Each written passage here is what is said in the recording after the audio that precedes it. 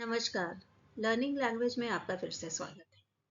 आज हम बात करेंगे कक्षा 10 के संस्कृत के मणिका द्वितीय भाग के पाठ्यक्रम और उसके प्रश्न पत्र प्रारूप की, यानी कि बिल्कुल नया सिलेबस सीबीएसई की तरफ से जो जारी हुआ है, आज हम उसके बारे में बात करेंगे।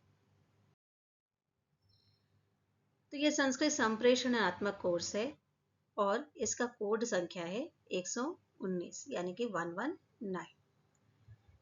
जो पेपर होता है वो 80 मार्क्स का पेपर होता है और 20 मार्क्स होते हैं इंटरनल, जो आपको साल भर की गतिविधियों के आधार पर दिए जाते हैं। वार्षिक मूल्यांकनाय निर्मिते प्रश्नपत्रे चत्वारः भागा भविष्यन्ति। जो क्वेश्चन पेपर होगा आपका 80 मार्क्स का, जो क्वेश्चन पेपर होगा वो मेनली 4 पार्ट में डिवाइड होगा। पहला होगा अपठित अवबोधनम का भाग, जो होगा अपठित अवबोधनम, जो कि 10 मार्क्स का होगा। उसके बाद ख भाग में आपको रचनात्मक कार्य से संबंधित प्रश्न दिए जाएंगे, जो कि 15 मार्क्स के होंगे। जो ग भाग आपका है उसमें अनुप्रयुक्त व्याकरणम यानी कि व्याकरण से संबंधित प्रश्न पूछे जाएंगे, जो कि 25 मार्क्स के होंगे।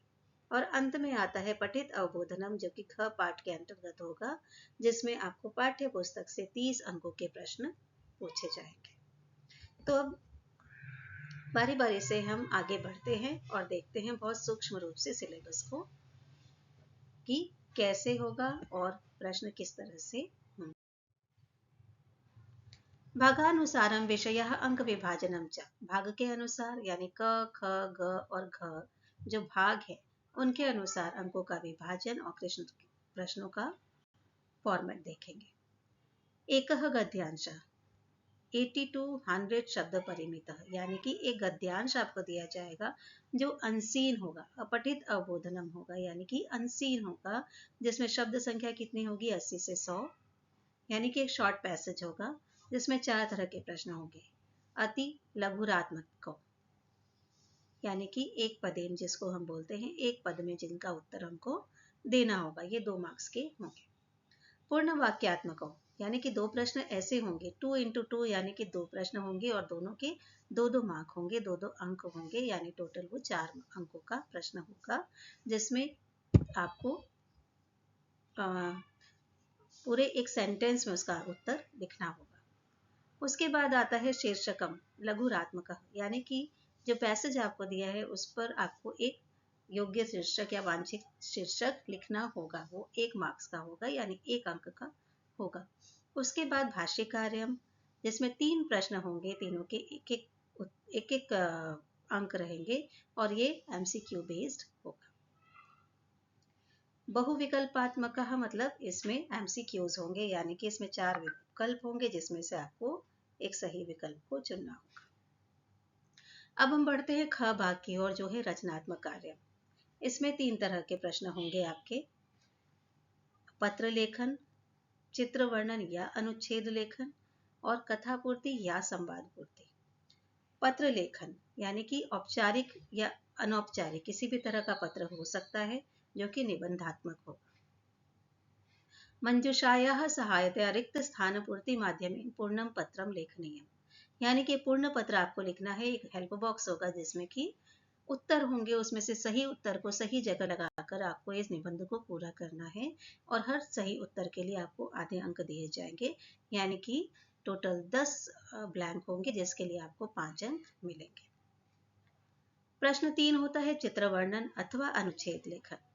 वो चित्र को देख के या तो आपको वाक्य बनाने हैं या फिर एक दिए हुए टॉपिक पर, दिए हुए शीर्षक पर आपको एक अनुच्छेद लिखना है, जो दोनों ही कम से कम 5 वाक्य जिनके होने चाहिए, और इसके लिए आपको संभावित अंक कितने मिलते हैं? 5 अंक मिलते हैं। उसके बाद बढ़ते हैं चौथे प्रश्न की ओर, जो है कथा पूर्ति या संवाद पूर्ति। जो है कथा पूर्ति यानी या संवाद पूर्ति। तो कथा पूर्ति में आपको क्या करना रहेगा? एक निबंध रहेगा जो फिल इन द ब्लैंक के फॉर्म में रहेगा। उसमें एक कथा रहेगी अनसीन, पहले सुनी हुई कहानियां आपकी रहेगी, जिनके लिए आपको अगेन मंजूषा दी रहेगी और उसमें से आपको सही उत्तर सही जगह पे लगाने हैं, जिसके लिए हर एक के लिए आपको आधे मार्क्स मिलेंगे, यानी कि टोटल वो 5 अंकों का एक प्रश्न रहेगा। अगर आपको कथा पूर्ति नहीं करनी है तो आप संवाद पूर्ति भी कर सकते हैं। उसके लिए भी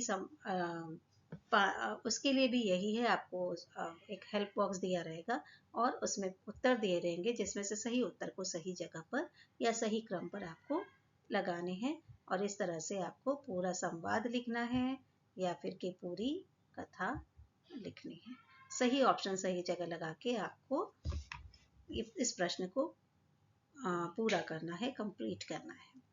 तो इस तरह से पहले भाग में आपका जो प्रश्न है वो 10 अंक का है, पहला भाग आपका 10 अंक का है, ख भाग जो है वो आपका 15 अंकों का है।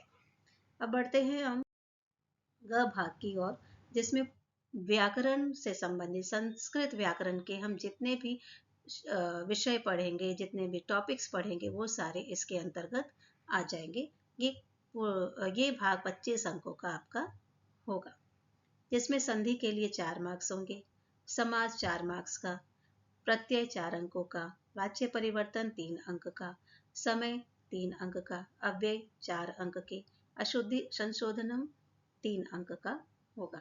आप यहाँ देख सकते हैं 4 into 1, 4 into 1, 4 into 1, यानी कि ये बताने का अर्थ ये है कि संधि में 4 प्रश्न होंगे जो एक एक अंक के होंगे, समास के 4 प्रश्न होंगे जो एक एक अंक के होंगे। मैं थोड़ा विस्तार से बताती हूँ। संधि के 4 प्रश्न होंगे जो एक एक अंक के होंगे और ये लघुरात्मक होंगे, लघुत्तरात्मक होंगे, यानी कि इसके लिए आपको कोई ऑप्शंस नहीं मिलेंगे।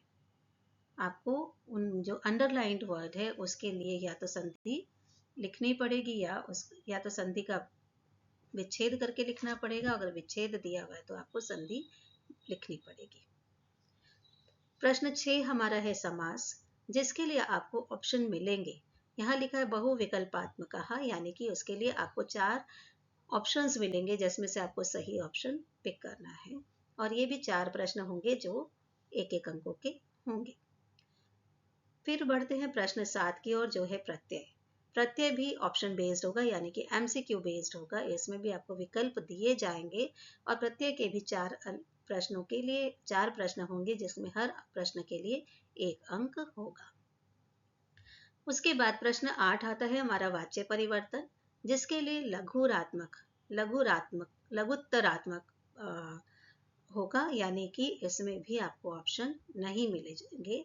इसमें 3 प्रश्न होंगे और हर प्रश्न का 1 अंक होगा। उसके बाद समय, ये भी लघुत्तरात्मक, यानी कि इसके लिए भी आपको MCQs नहीं मिलेंगे। इसमें भी आपको क्या करना है, आपको अंडरलाइंड वर्ड जो होगा उसके लिए उत्तर लिखना है। अव्यय शब्द भी ऐसा ही है, लेकिन अव्यय शब्द भी ऐसा ही है जिसमें कि MCQ नहीं है, जिसके लिए आपको उत्तर खुद से लिखने हैं। और ये 4 अंकों का ये भी प्रश्न होगा, जिसमें हर प्रश्न के लिए 1 अंक होगा। उसी तरह से अशुद्धि संशोधन, ये बहुविकल्पात्मक, यानी कि इसमें हर प्रश्न में आपको ऑप्शंस दिए जाएंगे। MCQ बेस्ड होंगे हर प्रश्न और हर प्रश्न के लिए 1 अंक होगा। तो ग्रामर में आप देख सकते हैं, जो व्याकरण पार्ट है उसमें हम देख सकते हैं कि समास, प्रत्यय और अशुद्धि संशोधन, ये 3 प्रश्न ऐसे हैं जिसके लिए आपको विकल्प दिए जाएंगे और बाकी संधि, वाच्य, समय और अव्यय के लिए आपको विकल्प नहीं दिए जाएंगे। आपको उसका उत्तर लिखना है।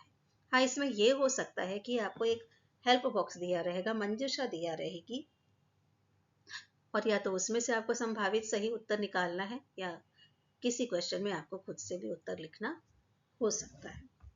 अब आगे बढ़ते हैं हमारे घ भाग की ओर, जो कि पूर्णतः पाठ्य पुस्तक पर आधारित है। प्रश्न 12, इसमें आएगा गद्यांश, यानी कि पठित गद्यांश। आपने अभी तक जो भी पाठ पढ़ लिए हैं उनमें से जो स्टोरी बेस्ड चैप्टर है उसमें से कोई एक एक्सट्रैक्ट ले लिया जाएगा, कोई एक अंश ले लिया जाएगा और उस पर आधारित होंगे ये सारे प्रश्न। कैसे प्रश्न? अति लघुत्तरात्मक हो, यानी कि एक पदेन प्रश्न रहेंगे। ये 2 प्रश्न रहेंगे और हर का अंक कितना रहेगा? आधा अंक रहेगा, यानी इन 2 प्रश्नों का कुल अंक रहेगा 1। उसके बाद है पूर्ण वाक्यात्मक हो, इसमें 2 into 1, यानी कि यहाँ पे भी 2 प्रश्न रहेंगे, लेकिन ये दोनों प्रश्न 1 अंकों के होंगे। और इसमें आपको उत्तर पूर्ण वाक्य में लिखना है। उसके बाद आता है लघुत्तरात्मक और भाषिक कार्य। भाषिक कार्य यानी कॉन्सेप्चुअल बेस्ड क्वेश्चन, उसी पैसेज में से कॉन्सेप्चुअल बेस्ड क्वेश्चन पूछे जाएंगे जो कि दो रहेंगे, एक एक अंकों के 2 प्रश्न रहेंगे और इसमें भी आपको कोई विकल्प नहीं दिया जाएगा, कोई ऑप्शन नहीं दिया जाएगा। इसी तरह से पद्य और नाट्य में भी है, एक पदेन, पूर्ण वाक्यन और भाषिक कार्य, जिनमें सबके अंक सेम है, समान तरह से इनका वितरण किया गया है अंकों का, और तीनों का पैटर्न भी एक है, एक पदेन, फिर पूर्ण वाक्य वाले प्रश्न और उसके बाद भाषिक कार्य जिनके लिए कोई ऑप्शन आपको नहीं दिया जाता है। उसके बाद बढ़ते हैं हम अपने 15वें प्रश्न की ओर, जो है प्रश्न निर्माण। प्रश्न निर्माण पूर्ण वाक्यात्मक कहा। इसमें भी आपको 5 प्रश्न करने होते हैं और हर प्रश्न के लिए 1 अंक निर्धारित किया गया है। तो कुल मिलाकर प्रश्न निर्माण का वेटेज क्या है? 5 अंक। उसके बाद हम आते हैं प्रश्न 16, जो है अन्वय और भावार्थ। इसमें भी आपको क्या करना है, या तो एक अन्वय आप कर सकते हैं या एक भावार्थ कर सकते हैं, जो कि पाठ्य पुस्तक पे पढ़े गए श्लोकों के आधार पर होंगे। तो ये बहुत ही इजी क्वेश्चन है। इसके लिए आपको मंजूषा दी रहती है, निबंधात्मक बोला गया है, यहाँ पे आपको मंजूषा दी हुई रहेगी और मंजूषा में से आपको जो 4 ऑप्शंस दिए हैं वो सही जगह पर आपको लगाने हैं। तो इन दोनों में से आप कोई भी करें, ये प्रश्न है 2 अंक का। उसके बाद 17वां प्रश्न आता है प्रसंगानुसारम अर्थ चयनम। प्रसंग के अनुसार अर्थ का चयन करना है। ये विकल्पात्मक प्रश्न है, यानी कि इसके लिए आपको विकल्प दिए जाएंगे। ये MCQ बेस्ड क्वेश्चन है और ये 4 क्वेश्चन रहेंगे। इस प्रश्न में 4 प्रश्न रहेंगे और सब 1-1 अंक के होंगे। उसके बाद हम बढ़ते हैं अपने 18वें प्रश्न की ओर। यह है पाठाधारितः कथा पूर्ति, यानी कि पाठ के आधार पर एक कथा दी जाएगी। जितने भी पाठ आपने पढ़े हैं उनमें से कोई एक अंश लेकर या एक्सट्रैक्ट लेकर उसको फिल इन द ब्लैंक के फॉर्म में आपको दिया जाएगा और उसमें से आपको सही शब्द को सही जगह लगा के कथा को पूरी करना है। इसके लिए आपको 8 ब्लैंक दिए जाएंगे और हर ब्लैंक का वैल्यूएशन कितना है? हाफ मार्क्स, यानी कि टोटल आपको 4 अंकों का यह प्रश्न पूछा जाएगा। मंजूषा पद सहायतया रिक्त स्थान पूर्ति, यानी ये फिल इन द ब्लैंक के फॉर्म में ये क्वेश्चन आएगा और एक मंजूषा दी रहेगी जिसमें सारे उत्तर होंगे, सिर्फ आपको उनको क्रमानुसार कथा में लगाने हैं। तो इस तरह ये जो आपकी पाठ्य पुस्तक के प्रश्न हैं 12 से 18 तक, इनका कुल अंक कितने हैं? 30 अंक के ये प्रश्न रहेंगे जो कि आपको पाठ्य पुस्तक से करने होंगे। तो इस तरह से सारा प्रश्न पत्र अब हमारा कितने अंकों का हो गया? 80 अंकों का हो जाता है। अब आगे हम बढ़ते हैं और देखते हैं वेटेज, यानी कि अगर MCQ बेस पे जाएं हम तो टोटल हमारे कितने प्रश्न होंगे MCQs? 3 + 4 + 4 + 3 + 4, यानी कि टोटल 18 प्रश्न ऐसे होंगे आपके जो आपके MCQ बेस्ड होंगे। 5 कैटेगरीज में आपके ये 18 क्वेश्चन बट जाएंगे जो कि 18 अंकों के होंगे, जो MCQ बेस्ड होंगे। और हर प्रश्न के लिए प्रति प्रश्नम अंक भार कितना, यानी कि उसका अंक भार कितना होगा? वो होगा 1 नंबर। हर प्रश्न के लिए आपको 1 नंबर दिया जाएगा। अब देखते हैं प्रश्न पत्र में अति लघुरात्मका, यानी कि बिना MCQ वाले लेकिन एक पदेन वाले कितने, जिनका आधा अंक है, जिनके लिए आपको आधे अंक मिलने वाले होते हैं, ऐसे कितने प्रश्न हैं? 2, 2, 4, 2, 6, ऐसे 6 प्रश्न हैं जो आधे मार्क्स के होंगे।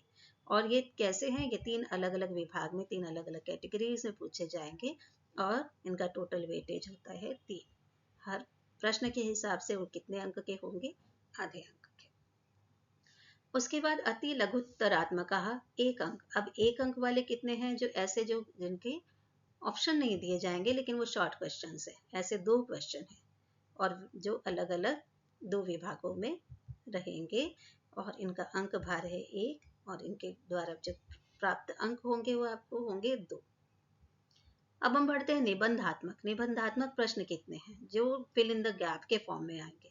वो हैं 10 मार्क्स का, फिर 10 मार्क्स का, फिर 4 मार्क्स का, फिर 8 मार्क्स का, यानी कि टोटल 32 मार्क्स के वो प्रश्न रहेंगे जो 4 विभागों में रहेंगे, जिनके लिए हर हर प्रश्न के लिए आधा अंक निर्धारित होगा और टोटल आपको मिलेंगे 16 मार्क्स। अब उसके बाद हम आते हैं दीर्घोत्तरात्मक, यानी कि दीर्घ प्रश्न, लॉन्ग क्वेश्चन जिनको बोलते हैं, लॉन्ग आंसर क्वेश्चन, जो हार्डली एक ही अंक के होंगे। और ऐसे कितने क्वेश्चन होंगे? इतने क्वेश्चन होंगे, टोटल 16 क्वेश्चन, जो 5 विभाग में होंगे, प्रत्येक के लिए 1 अंक, और टोटल अंक उन पे कितने होंगे? 16। उसी तरह से दीर्घ दीर्घ प्रश्न, यानी कि अगेन लॉन्ग आंसर वाले 2 अंक वाले कितने होंगे? 2 ही होंगे, जिनका मूल्यांकन कितना होगा? हर प्रश्न पे भार कितना होगा? 2 ऐसे होंगे, जो आप समझ ही सक रहे अनसीन पैसेज में होंगे जो, है ना। और टोटल 4 अंक के वो होंगे, यानी कि 2 क्वेश्चन होंगे 2-2 मार्क्स के। उसके बाद लघुत्तरात्मक 1 अंक। अब शॉर्ट क्वेश्चन अगेन 1 अंक वाले कितने होंगे? ये शायद ग्रामर वाले हैं, व्याकरण वाले। 1 4 3 3 4 2 2 2, टोटल 21 क्वेश्चन ऐसे होंगे जो 1 अंक के होंगे, जो कि जिनके लिए कोई ऑप्शन आपको नहीं दिया जाएगा। ये 8 अलग अलग विभागों में होंगे, जिनके लिए प्रत्येक के लिए अंक निर्धारित है 1, और टोटल इनका वेटेज है 21। तो इस तरह से इन 80 अंकों का आप देख रहे हैं, बहुत अच्छे से भार किस प्रश्न प्रारूप पर कितना भार है, ये क्लियरली यहाँ पे मेंशन आपके सिलेबस में किया गया है। अब हम ये देखते हैं कि जो प्रश्न पत्र आपका है उसमें किस किस तरह के प्रश्न आएंगे। पहला है क भाग अपठित अवबोधन, जिसमें एक अपठित गद्यांश जो होगा उसमें एक तो होगा एक पदेन, ऐसे 2 क्वेश्चन आएंगे जो एक पदेन होंगे। और पूर्ण वाक्यन वाले भी 2 ही क्वेश्चन आएंगे, लेकिन उनके मार्क्स कितने होंगे? 4। यानी 1 वर्ड आंसर वाले जो क्वेश्चन होंगे उनके 1-1 मार्क्स होंगे ईच, और उनसे टोटल आपको 2 मार्क्स मिल जाएंगे। और जो पूर्ण वाक्य वाले क्वेश्चन है उनसे आपको 4 मार्क्स मिलेंगे। शीर्षक लेखनम, जो शीर्षक लिखना होता है वो 1 मार्क्स का होगा। और गद्यांश पे आधारित जो भाष्य कार्य है, ये सबसे इम्पोर्टेंट है, कॉन्सेप्चुअल बेस, यानी कि यहाँ पे अभी तक आपने जो सीखा समझा है उसके अनुसार आपको उत्तर करना है, और वो 3 मार्क्स के होंगे, यानी कि 3 अंकों के क्वेश्चन होंगे। अब ये जो भाष्य कार्यक्रम है, इसका भी एक फॉर्मेट दिया है कि इसमें इसी तरह के क्वेश्चन पूछे जाएंगे। किस तरह के?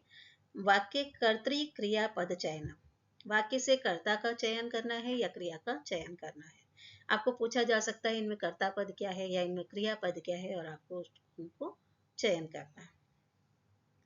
फिर उसी तरह से विशेषण विशेष्य चयन, या तो विशेषण या विशेष्य पूछा जा सकता है, या पर्याय या विलोम पूछा जा सकता है। मतलब ये 3 कैटेगरी में से ही आपके भाषिक कार्य में क्वेश्चन होंगे, और कोई दूसरा क्वेश्चन नहीं हो सकता। उसके बाद हम आते हैं रचनात्मक कार्य ख भाग में। तो जो पत्र लेखन होगा मंजूषा की सहायता से, आपको फिल इन द ब्लैंक के फॉर्म में होगा, जिसको आपको पूरा लिखना होगा अपने उत्तर पुस्तिका में। फिर है चित्र आधारितम वर्णम, एक चित्र दिया होगा और उसका वर्णन करना होगा संस्कृत के वाक्यों के द्वारा, जो कि कम से कम 5 वाक्य होने चाहिए। या फिर अगर कोई शीर्षक के आधार पर आपको अनुच्छेद लिखना है, दोनों में ऑप्शन है, या तो आप चित्र करेंगे या अनुच्छेद करेंगे, और दोनों में ही कम से कम आपको 5 वाक्य लिखने हैं। उसके बाद हम बढ़ते हैं संवाद पूर्ति की ओर, या कथा पूर्ति। संवाद पूर्ति कथा पूर्ति में भी ये आपको ऑप्शन दिए गए रहेंगे। आपको संवाद में ऑप्शन के आधार पर या तो पूरा संवाद लिखना है, या कथा के ऑप्शन के आधार पर आपको पूरी कथा लिखनी है। तो आपको इन बातों का बहुत ध्यान रखना है और उसी के आधार पर अपनी तैयारी करनी है। अब देखते हैं ग भाग। ग भाग जो कि व्याकरण से संबंधित है। इसमें पहला प्रश्न रहेगा आपका संधि। अब संधि का सिलेबस क्या है? स्वर संधि, वृद्धि, यण, अयादि और पूर्वरूप। स्वर संधि में आपको ये 4 पढ़ने हैं, जिनमें से कोई भी एक, जिसमें से स्वर संधि में से केवल 1 अंक का प्रश्न पूछा जाएगा। व्यंजन संधि, परस वर्ण, तुकागमः, वर्गीय प्रथम वर्णस्य तृतीय वर्णे परिवर्तन। ये 3 पढ़ने हैं आपको व्यंजन संधि में, और जिनमें से 1 अंक का प्रश्न पूछा जाएगा। विसर्ग संधि, उत्वम, रत्वम, विसर्ग लोपः, विसर्ग स्थाने श, स, श और स। इनमें से 2 अंक के आपको प्रश्न पूछे जाएंगे। टोटल स्वर संधि में से 4 अंक के प्रश्न होंगे, जिनमें से 1 है स्वर संधि के लिए, 1 व्यंजन संधि के लिए और 2 विसर्ग संधि के लिए।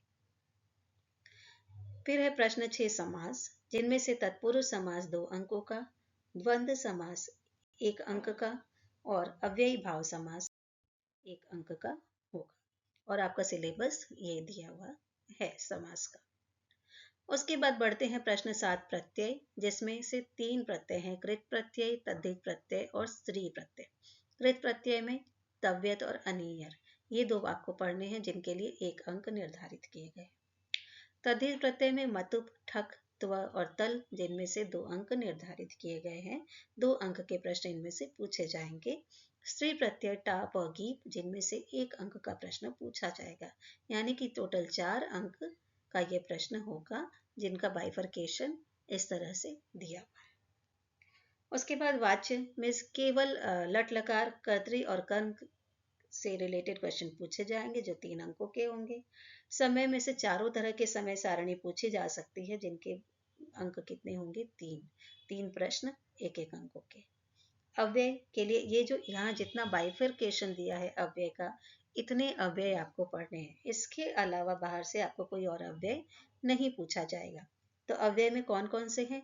एव उच्च है, एव नूनम, इतस्ततः, विना, तु, सहसा, वृथा, शनैः, इति, मा, यत्, अथ, सम्प्रति, इदानीं, अधुना, यावत्, तावत्, बहि, कदापि, तु, च, अपि, पुरा, अत्र, तत्र, यथा, तथा, कदा, अद्य, श्वः, परश्वः, ह्यः, परह्यः, किमर्थं, कुत्र, यदि, तर्हि, अतः। ये इतने सारे अव्यय का आपको अर्थ जानना जरूरी है।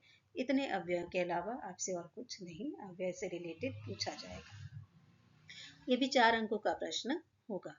इसके बाद अशुद्धि संशोधनम, जिनमें से हमारी कैटेगरी क्या है? वचन, लिंग, पुरुष, लकार, और इन चारों पर आधारित हमको तैयारी करनी है। इनसे रिलेटेड प्रश्न ही पूछे जाएंगे, जो 3 मार्क्स के होंगे।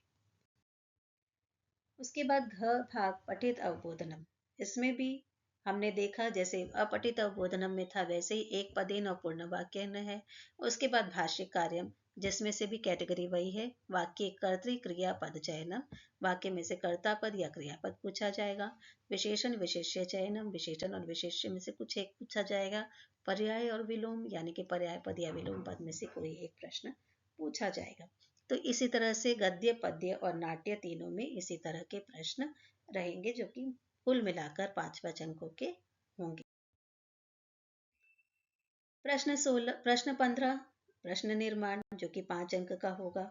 उसके अलावा प्रश्न 16 जो कि अन्वय भावार्थ, जो कि 2 मार्क्स का 2 अंकों का होगा। प्रश्न 17 प्रसंगानुसारम अर्थ चयनम, जिसमें से जो MCQ बेस्ड क्वेश्चन है, जो 4 क्वेश्चन होंगे, जो 1-1 अंक के होंगे। और पाठ के आधार पर कथा पूर्ति, जो कि जिसमें हेल्प बॉक्स दिया जाएगा, और आपको सही उत्तर को सही जगह लगाकर इस रिक्त स्थानों को पूरा करना होगा, जो कुल मिला के 4 अंकों के होंगे।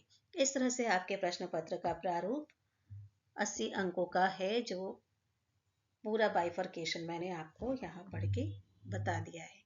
तो तैयारी अगर हम इस तरह से करें तो संस्कृत एक बहुत स्कोरिंग सब्जेक्ट है।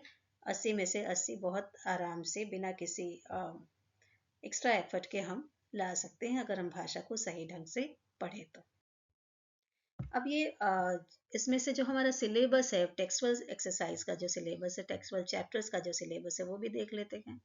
इसमें से फर्स्ट चैप्टर 1, 2, 3, 4, 5, 6, 7, 8, 9 तक तो हमको पढ़ना है, इनमें से हमारे क्वेश्चन पेपर में से क्वेश्चन आएंगे। लेकिन जो 10th और 11th चैप्टर है उसमें से क्या लिखा है, केवलम आंतरिक मूल्यांकन आए, यानी कि इसमें से इंटरनल कुछ एक्टिविटीज दी जा सकती हैं। ये दोनों पाठों में से आपको परीक्षा में कोई भी प्रश्न नहीं पूछा जाएगा।